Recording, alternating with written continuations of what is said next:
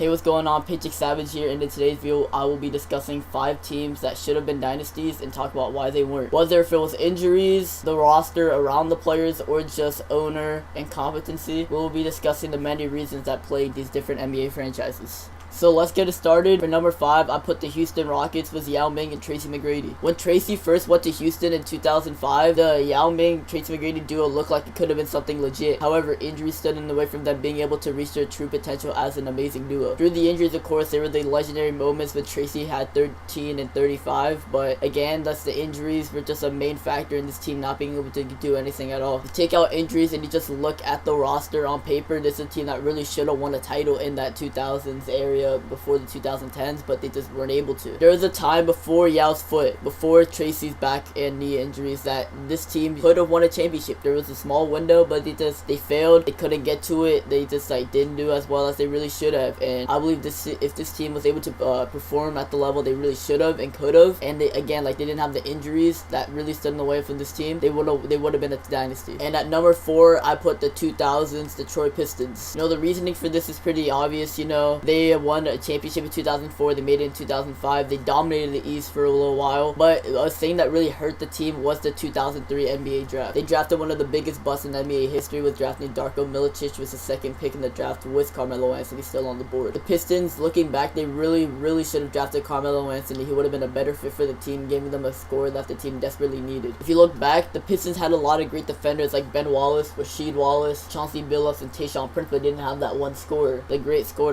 that can drop 20-25 a night, and young Carmelo would have been the guy to do that in a decent role. Pistons were able to hold their ground against the Spurs in 2005, but with Carmelo Anthony in a good role in his second, third year, I believe they would have won that championship. That would have been back-to-back, and I think that puts them up there with dynasties, and they probably should have won more. To add on to the 2004 championship, I believe that the Pistons would have won at least one more championship in the 2000s if they drafted Carmelo Anthony, maybe even more. I believe they would have been up there with great dynasties because of the great defense and offense with the addition of Carmelo Anthony instead of Darko Milicic, who really did nothing on the team. Now we're starting to get into the more recent teams. At number 3, I put the Los Angeles Clippers of the 2010s, basically after the Chris Paul trade. It was a fun era from the Chris Paul trade to about 2017 when the team finally ended its run together. CP3, Blake, and DJ, Lob City. They were such a fun, exciting team in the regular season, but they just couldn't do anything in the postseason. They're an amazing team, but fell short year after year after year. Like when they blew a 3-1 lead to the Houston Rockets. A problem was that their big 3 had at least one person injured a lot in the postseason. Blake Griffin had nagging injuries. Chris Paul had nagging injuries. They had a good starting lineup, but they just were atrocious at small forward. They couldn't get a good bench aside from Eric Bledsoe as their 6th man, but he had some ego problems, and they just couldn't get past teams like OKC and San Antonio, teams that they probably should have gone past. They were a good team. They should have gone by the Thunder. They should have gone past the Spurs. They should have won a championship, but it choked. Injuries were a huge problem, like a lot of other teams that really should have done a lot better than they ended up doing. The Clippers were just one of those teams. It's fun, but it's probably not going to be remembered in 20 years, 25 years. It's just going to be a tough time to look back on and say, how did we not win a championship? And at number 2, you already knew this team would be on here, the Oklahoma City Thunder. This team is probably the biggest reason for this even being a wide topic today. Despite losing in the 2012 finals 4-1, the Thunder still looked like a good team. They had a phenomenal, just amazing future with Westbrook, Harden, Durant, and Ibaka all together. But we all know what happened. The Oklahoma City ownership was cheap. They didn't want to go into the luxury tax. They didn't want to pay Harden that. They kept Kendrick Perkins' $10 million contract, but they were just like, Harden, you're not getting the max, even though you're a great player. So they didn't re-sign Harden. They traded him to the Rockets for nothing really great, nothing that could have helped Westbrook, Ibaka, and Durant. They traded Ibaka. Durant snaked the Thunder and went to Golden State, and Westbrook was by himself. So much happened so fast. It's just if they never traded Harden, if they paid him the max, imagine what this team could look like today. Just imagine all the changes that be around the NBA in general. Westbrook, Harden, Durant, all in their primes together. That's just an insane team. How do you even guard that?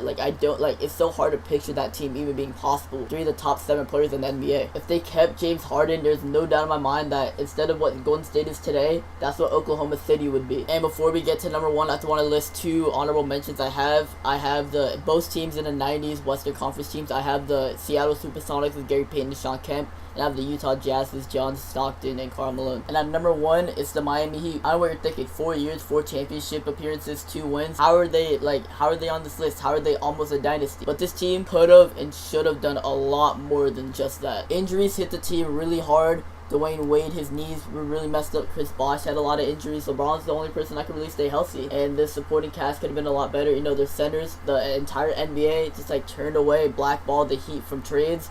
The Heat started Joel Anthony at center. Joel fucking Anthony. Like, this Heat team could have and should have done a lot more. They honestly could have won all 4 championships. LeBron didn't choke in 2011. Wade and Bosh stayed healthy in 2014. This is a team that could have done a lot more, and they really should have. So that's all I have for you guys today. Thank you guys for watching. It means a lot. And yeah, that's it. Like, subscribe, comment more videos, comment more teams that you think should be on this list. And that's all I have for you guys. And I'll catch you guys later. Peace. I'm out. Also, I am about to start posting NFL videos as well. I'm going to be covering NFL topics. I'm about to start doing a Browns video. I'm working on that. That should be up in the next couple weeks. So again, if you guys like NBA, NFL videos, subscribe here. Paycheck Savage YT. Like the video. Comment things you guys like to see me talk about. And yeah, that's the end. Alright, see you guys later. Peace.